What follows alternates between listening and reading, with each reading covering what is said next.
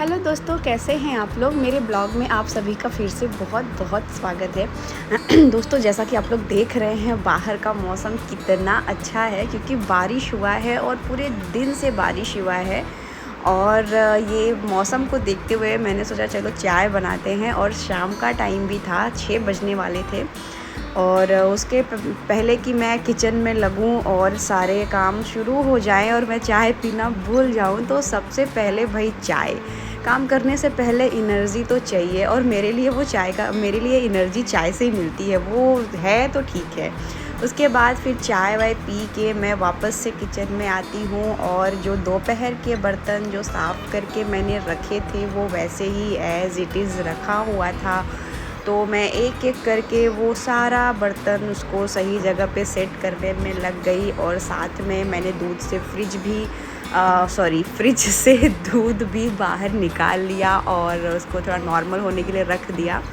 और उसके बाद एक एक करके मैंने सारा बर्तन उसको सही जगह पे रैक में सेट किया, और ताकि थोड़ा सा जगह मिल जाए, क्योंकि वो सब बर्तन रहता है तो एक कोई बर्तन निकालना होता है तो वो आवाज़ें करती हैं, तो फिर अच्छी नहीं लगती। उसके बाद मैंने दूध को फटाक से बॉयल किया। आधा ही दूध बॉयल किया, पूरा दूध एक बार में बॉयल नहीं किया, क्योंकि पूरा अगर टोप भर के हम बॉयल करते हैं तो फिर वो उबलने के बाद पूरे चूल्हे पे गिर जाता है, और वो उसको दूध को साफ़ करना तो बाप रे बहुत ज़्यादा परेशानी होती है। उसके बाद फ्रेंड मैंने फटाफट से प्रिपरेशन करी है। एक्चुअली रात में मुझे बनाने थे छोले, तो मैंने उसकी प्रिपरेशन करी, और साथ में मैंने थोड़ा सा चावल भिगा दिया था, उसका मुझे खीर बनाना था। तो मैं चावल भिगा के उसको तोड़ लिया। उसके बाद उसको अच्छे से एक तरफ मैंने छोले बनाना शुरू कर दिया, और दूसरी तरफ फटाफट से मैंने चावल को भून लिया घी में, और उसमें थोड़ा सा पानी और बाकी दूध डाल के एक तरफ रख दिया, ताकि एक तरफ आराम से खीर बनने में बहुत टाइम लगता है तो वो धीरे धीरे अपना प्रॉपर पकता रहे। और दोस्तों, मैं जब भी ऐसे खीर बनाती हूँ तो मैं हमेशा कच्चे दूध में ही बनाती हूँ, ताकि कच्चा दूध और चावल एक साथ पके, ताकि पूरा फ्लेवर आए। और दूसरी तरफ मैं छोले बना रही थी, वो भी डायरेक्ट ही बना रही थी, इंस्टेंट छोले। अगर आपको इसकी रेसिपी चाहिए तो आप मुझे कमेंट करके ज़रूर बताइएगा। मैं इंस्टेंट छोले की रेसिपी आपको ज़रूर शेयर करूँगी, और जो कि बहुत ही टेस्टी और तुरंत बनती है, जिसमें कोई उबालने की झंझट नहीं है, और इसका कलर भी बहुत ही लाजवाब आता है।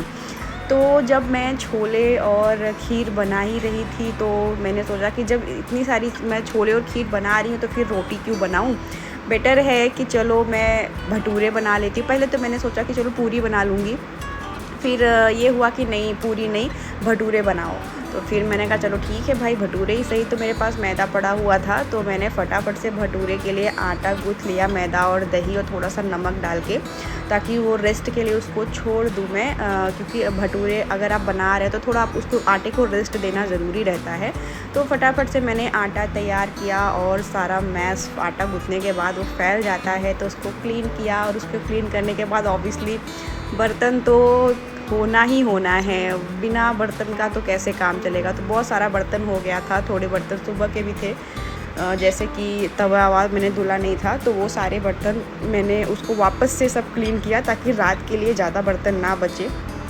तो फिर ये सारा बर्तन मैंने क्लीन करने के बाद लगभग मेरा इस टाइम पे सारा काम हो चुका था। मेरा खीर भी अच्छे से पक चुका था, मेरे छोले भी बन गए थे, चावल भी मैंने बना लिया था, मैंने भटूरे के लिए आटा भी तैयार करके रेस्ट के लिए रख दिया था। और टाइमिंग हो रहा था अप्रॉक्स 8:45 के आसपास। तो मैंने सोचा कि चलो अभी टाइम है, तब तक मैं चाय बना लेती हूँ 1 कप और।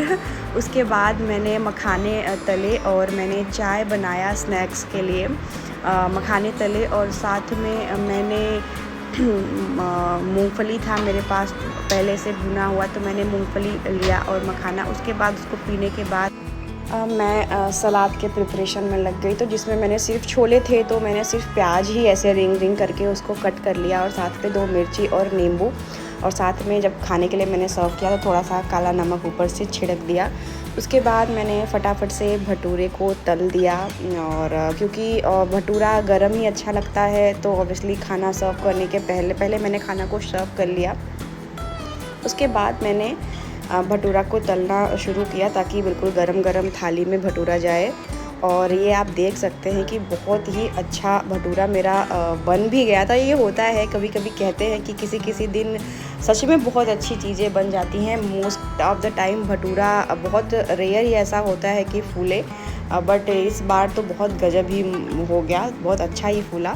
और आप ये देख सकते हैं। उसके बाद मैंने खाना को फटाफट से सर्व किया, जिसमें से खीर है, छोले है, चावल है और भटूरा। और खाना के बाद ऑब्वियसली है, खाना के बाद हर कोई तो अपने बिस्तर पे जाता है, सोता है, थोड़ा टहलता है, बैठता है। और हमारे लिए तो फिर वापस से वही किचन में बहुत सारा काम फैला पड़ा रहता है। फिर एक एक करके चीज़ें समेटना, जो खाना बचा हुआ है उसको छोटे छोटे बाउल में ट्रांसफ़र करके वापस से फ्रिज में रखना, आटा को रखना, वापस से गैस को क्लीन करना, क्योंकि हमारे पास वो सारी चीज़ें वापस से करना, क्योंकि हम उसको नहीं क्लीन करेंगे तो एक तो अगले दिन मॉर्निंग में पूरा काम देख के तो सबसे पहले तो दिमाग ही ख़राब होगा कि सुबह सुबह ये सब काम में। उसके बाद ऐसा तो नहीं होता कि सारा काम रात में अगर फिनिश हो जाता है, सुबह उठो, आराम से 1 कप चाय पियो, 1 घंटा थोड़ा बैठो, उसके बाद फिर काम शुरू होता है।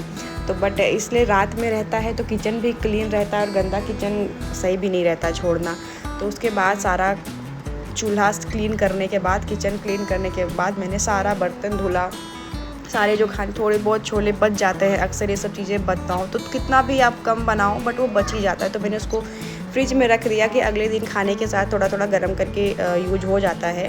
उसके बाद मैंने फटाफट से बर्तन धुला और सिंक को अच्छे से क्लीन कर दिया, सब कुछ सेट कर दिया।